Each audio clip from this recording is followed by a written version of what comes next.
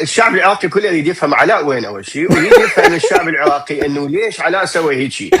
مواقف حزب الله والأخيرة طبعا هي تجر العراق إلى حرب، هي توفر الذريعة لضربة عسكرية ضد حتى الحج الشعبي.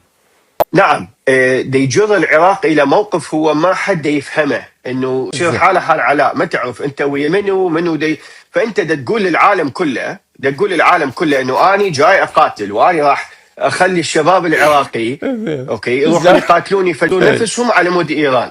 علاء جابه فالعالم دي يقول انتم شنو؟ مو علاء، الشعب العراقي كله يريد يفهم علاء وين اول شيء، ويريد يفهم الشعب العراقي انه ليش علاء سوى هيك. فاحنا اليوم بدنا نقول هذا الفصيل ليش هيك دا يسوي؟